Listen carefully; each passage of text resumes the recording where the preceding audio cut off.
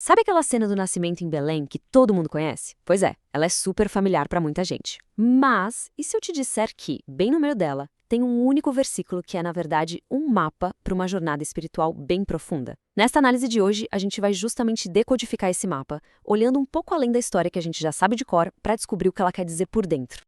Olha aí, esse versículo do Evangelho de Lucas é o nosso ponto de partida. As palavras que o anjo disse aos pastores não eram só uma dica de endereço, sabe? Eram, na verdade, um sinal muito poderoso. Uma instrução para guiar uma jornada que, no fundo, ecoa até hoje na vida de qualquer pessoa. A nossa jornada aqui vai seguir 5 estágios. Primeiro, a gente vai sentir a emoção da história, o eco do céu. Depois, vamos entender o que significa o sinal dos anjos.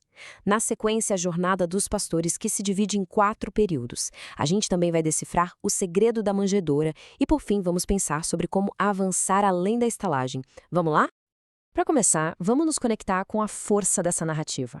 A história do nascimento de Jesus tem o poder de ressoar na gente de um jeito único, né?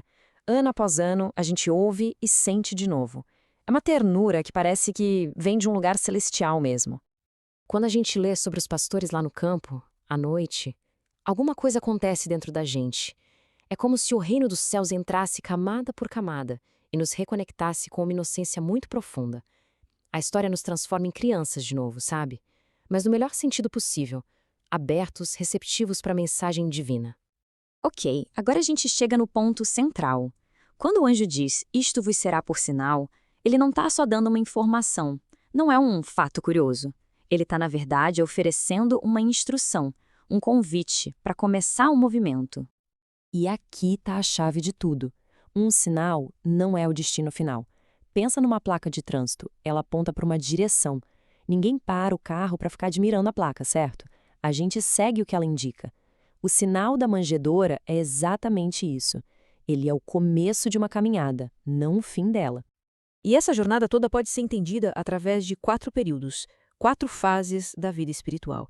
É um conceito que a gente encontra em obras teológicas como a verdadeira religião cristã. São estágios que vêm um depois do outro, onde cada fase prepara a pessoa para a próxima. Vamos ver como isso se encaixa perfeitamente na história dos pastores e, claro, no nosso próprio desenvolvimento. Então, vamos lá. Agora a gente vai caminhar por cada um desses 4 períodos. Vamos usar a experiência dos pastores como nosso guia para entender essa progressão espiritual.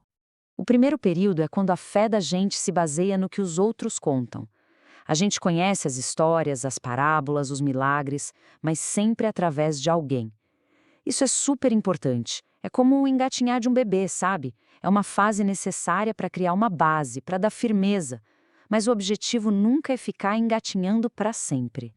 O segundo período, bem, ele começa quando a gente recebe o sinal. É aquele momento em que a história contada pelos outros já não é suficiente. Surge uma necessidade, uma vontade de buscar um entendimento próprio, pessoal, espiritual da palavra. Foi o que rolou com os pastores. Eles ouviram o anjo e na hora sentiram uma urgência de ver com os próprios olhos. E essa urgência é impressionante. Correr apressadamente.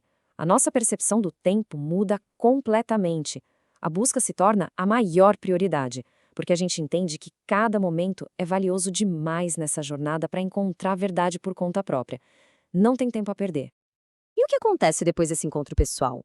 Aí a gente entra no terceiro período. É aqui que o entendimento que a gente conquistou começa a transformar a nossa própria vontade. As escrituras deixam de ser só um livro de histórias e se tornam o alimento que guia as decisões, o foco e a direção da vida. E, finalmente, o quarto período. É o estágio de viver com base naquilo que foi confirmado lá dentro. É o resultado daquele encontro pessoal olho no olho. A fé não é mais uma teoria, é uma convicção que se vive no dia a dia. E nesse estágio, mesmo que apareçam opiniões contrárias, a pessoa não volta atrás, porque a experiência que ela teve é a sua âncora. Isso tudo nos leva direto para o segredo da manjedoura. Por que o sinal aponta especificamente para lá? A resposta está no que ela simboliza, uma fonte de alimento, de nutrição. Simbolicamente, a manjedoura representa a própria palavra de Deus, a fonte de toda a instrução espiritual. É o lugar onde a gente encontra o alimento para nossa alma. O menino deitado ali significa que a própria divindade se torna acessível para a gente através dessa instrução. E quem é que se alimenta na manjedoura? Em muitas tradições simbólicas, animais como o cavalo ou o jumento representam o nosso entendimento, o nosso intelecto. Seguindo essa linha, o nosso entendimento precisa ser nutrido. Sem o alimento certo, ele pode acabar confundindo o que é bem e o que é mal, o que é verdade e o que é falsidade. E aqui, a conexão fica cristalina. É quando a gente se alimenta da instrução da palavra, ou seja, da manjedoura, que a gente fortalece o nosso entendimento. E é esse entendimento forte que nos empurra de um período para o outro. Ele é, literalmente, o combustível da nossa jornada espiritual. Bom, vamos para a parte final e talvez a mais desafiadora da nossa análise de hoje. A história também fala de um outro lugar muito importante, a estalagem. E é aqui que a gente encontra um paradoxo que dá o que pensar. O texto é claro. O nascimento aconteceu numa manjedoura porque não havia lugar para eles na estalagem. Pensa nisso por um instante. A estalagem, que representa a igreja, a comunidade de fé, não tinha espaço. Isso é algo muito, muito profundo para a gente refletir.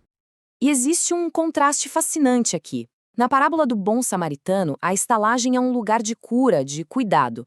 Mas na história do nascimento, é o lugar que não acolheu o Senhor. Isso mostra uma dualidade da instituição religiosa. Ela pode ser, sim, um lugar de cura, mas também pode, às vezes, não ter espaço para um entendimento mais profundo do divino. Então, a mensagem final é uma chamada à responsabilidade pessoal. Estar na estalagem, ou seja, na comunidade, é bom, é necessário, como foi para o homem ferido da parábola. Mas o crescimento espiritual exige mais do que isso. Exige que cada pessoa vá ativamente até a manjedoura, até a palavra, para se alimentar direto da fonte. E assim, a gente volta ao início. Este sinal, dado há mais de 2000 anos, continua sendo a instrução para os dias de hoje. É um convite para a gente deixar o conforto do ouvir dizer e buscar ativamente aquele alimento espiritual que transforma o nosso entendimento, a nossa vontade e a nossa vida inteira. Para encerrar, fica a reflexão. Ao olhar para essa jornada de 4 estágios, agir pelos outros, agir por si mesmo, ter a vontade modificada e viver pelo que foi confirmado, em que ponto dessa jornada uma pessoa poderia se encontrar hoje? O sinal foi dado. A jornada aguarda.